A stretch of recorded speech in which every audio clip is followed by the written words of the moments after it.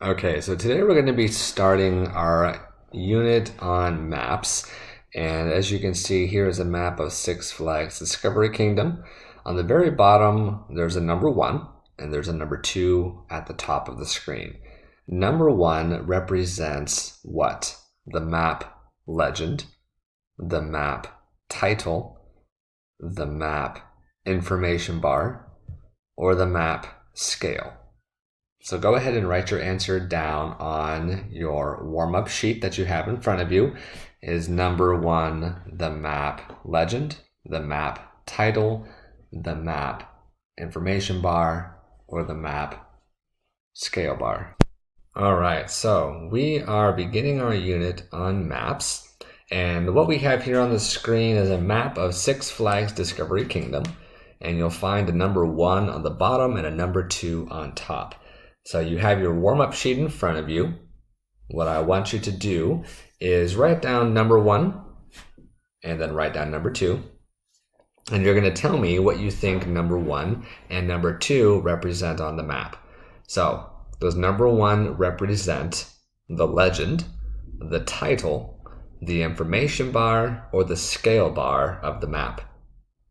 And number 2, does number 2 represent the title, the legend, the information bar, or the scale bar?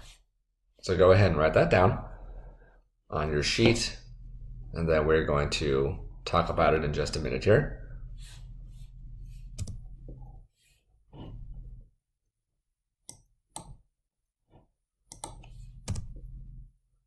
So, why are maps important?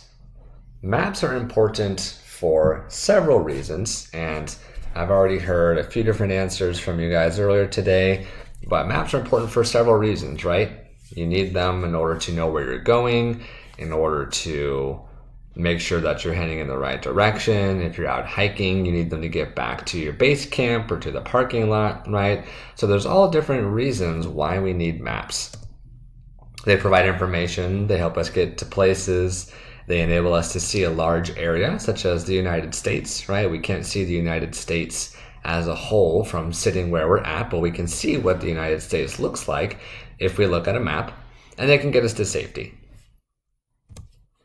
So what kind of maps do people see more often? Think about that for just a second. We're not always going to be looking at a map of the United States, but there are certain maps that we do see more often than others. Do you think you have an idea?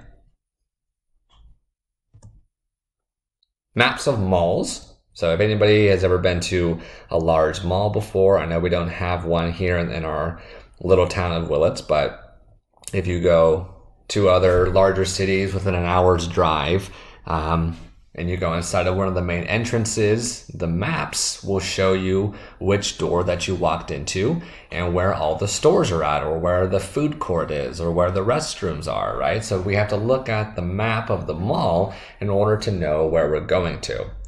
If anybody goes hiking, we have lots of hiking trails here in Mendocino County. You'll want to look at the map before you go on the hiking trail to make sure that you're going on the right one.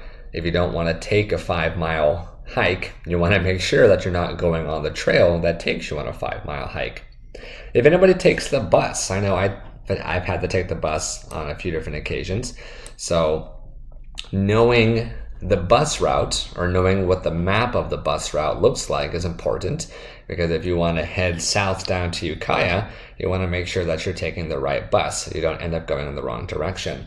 And then street maps, which is more often in an app on our phone, but we used to not have apps on our phones, and we used to have to look at street maps in order to find directions of where we want to go. So those are some examples of some modern day maps that we see pretty often.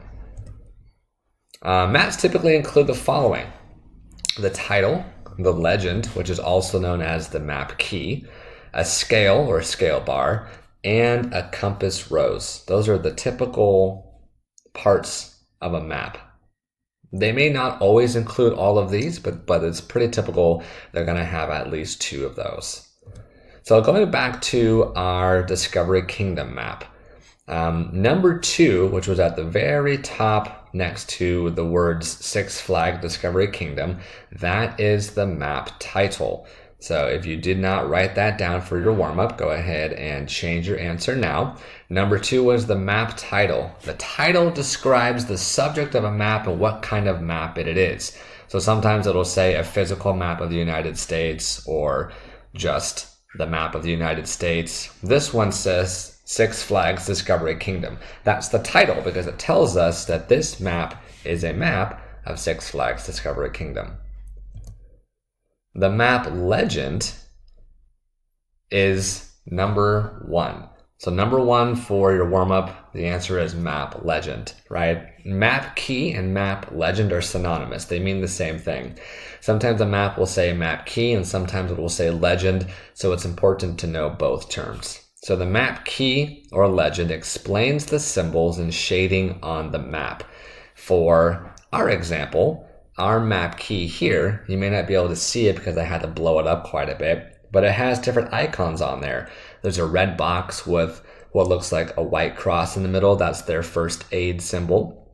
There's a blue box with a white icon, looks like a wheelchair in the middle, and that is their wheelchair symbol, right? So all of those icons represent locations inside of the park, and so you use the map key when you're looking at the map in order to understand where different locations are.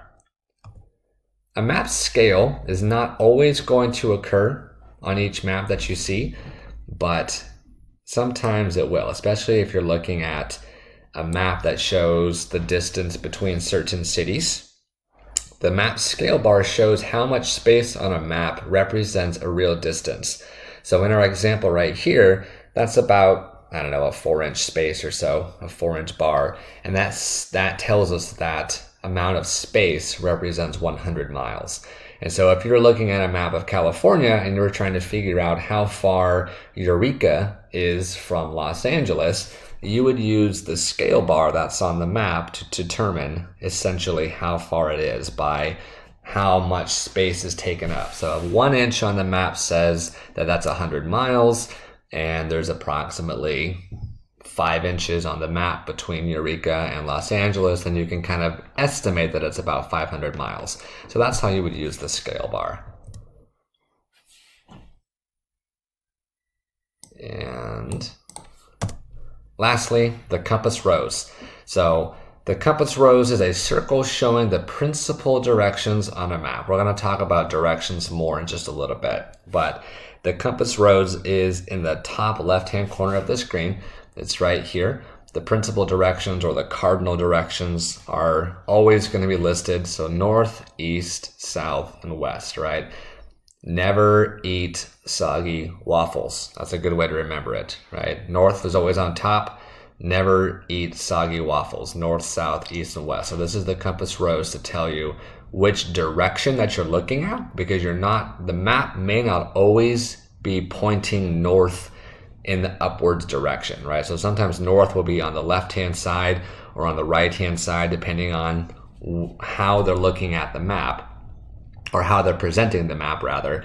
And so it's always important to look at the compass to see which direction is actually north. And so we're going to pause there for right now and see if we have any questions about this.